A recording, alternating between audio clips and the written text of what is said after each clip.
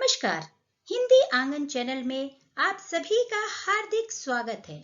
आज हम व्याकरण के अंतर्गत क्रिया का ज्ञान प्राप्त करेंगे।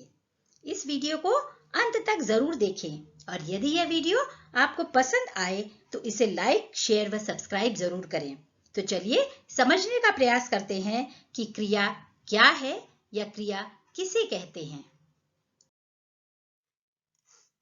बच्चों, चलो इस चित्र को पढ़ते हैं। यह लड़की अंकिता है। यह सोकर उठ रही है। जब वह उठी तो उसने देखा कि आंगन का दरवाजा खुला हुआ है। वह बाहर भागी। उसने देखा कि अंडे टूट गए थे। उनमें से चिड़िया के बच्चे बाहर आ गए थे। बच्चों, आपने देखा सोकर उठी, देखा खुला हुआ था, भागी, टूट गए थे, आ गए थे। ये सभी क्रिया शब्द हैं क्योंकि इनसे हमें काम के बारे में पता चलता है। चलिए समझते हैं क्रिया की परिभाषा को। जिन शब्दों से किसी काम के होने या करने का पता चलता है उसे क्रिया कहते हैं। क्रिया के बिना कोई काम पूरा नहीं होता। इससे पता चलता है कि क्रिया बहुत महत्वपूर्ण है। वाक्यों में क्रिया का रूप लिंग व वचन के आधार पर होता है। बच्चों, क्रिया पर लिंग का बहुत अधिक प्रभाव पड़ता है, या दूसरे शब्दों में हम ये कह सकते हैं कि लिंग के आधार पर ही क्रिया का निर्धारण हो जाता है, उसके रूप का निर्धारण होता है। इस वाक्य को हम पढ़ेंगे। लड़का मोटरसाइकिल चला रहा है। यहाँ चला रहा है शब्द क्रिया शब्द है और यह क्रिया शब्द कर्ता या संज्ञा के पुल्लिंग होने का बोध करा रहा है। दूसरे वाक्य में लड़की स्कूटर चला रही है। यहाँ पर चला रही है शब्द क्रिया शब्द है और इस शब्द से कर्ता के स्त्रीलिंग होने का बोध हो रहा है। अब हम ये समझेंगे कि वचन के अनुसार भी क्रिया प्रभावित होती है, यानी क्रिया पर वचन का भी प्रभाव पड़ता है।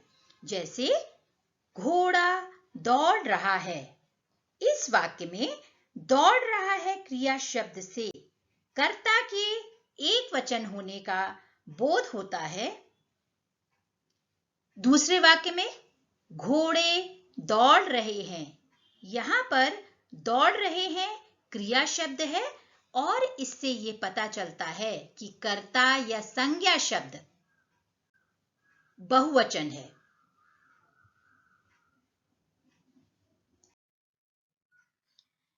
क्रिया के दो भेद होते हैं, अकर्मक क्रिया और सकर्मक क्रिया।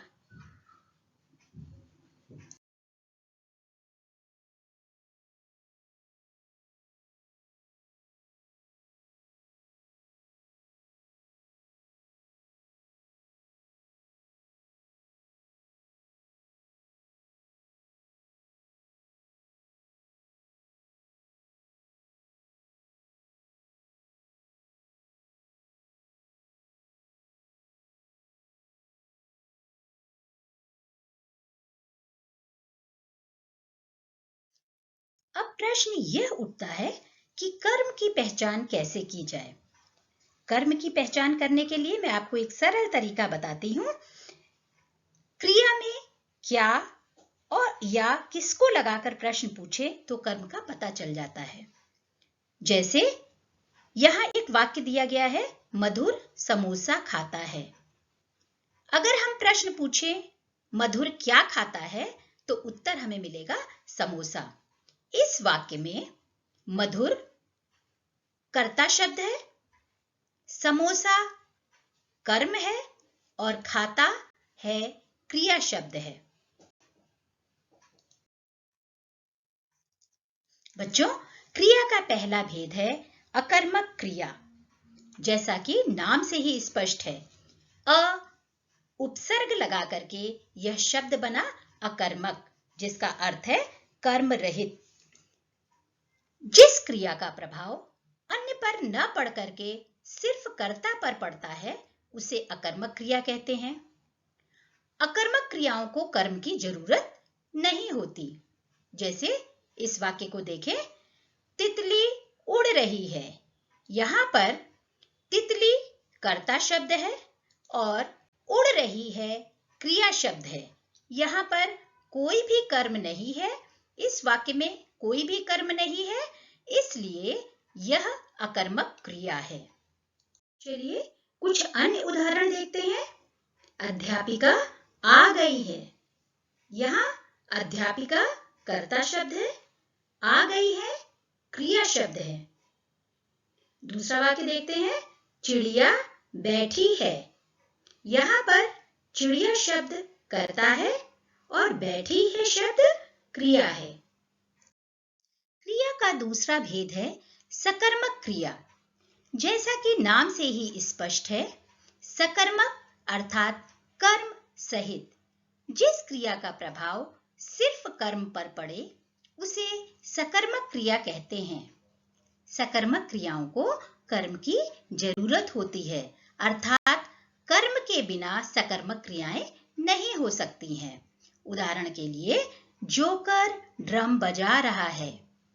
इस वाक्य में जोकर शब्द कर्ता है, बजा रहा है क्रिया, और जोकर क्या बजा रहा है, तो हमें उत्तर मिल रहा है ड्रम। इसलिए ड्रम शब्द कर्म है। चलिए कुछ अन्य उदाहरण देखते हैं। दादी जी केक बना रही हैं। यहाँ पर दादी जी शब्द कर्ता है, बना रही है शब्द क्रिया है, और क्या बना रही है, केक बना रही है, इसलिए केक कर्म है। दूसरा उदाहरण देखेंगे, बिल्ली ने दूध पी लिया। यहाँ पर बिल्ली शब्द कर्ता है, पी लिया शब्द क्रिया है। बिल्ली ने क्या पिया या क्या पी लिया, उत्तर मिलता है दूध। यहाँ पर दूध शब्द कर्म है। आशा है बच्चों आप क्रिया शब्द समझ गए होंगे। शुभ दिन, धन्यवाद।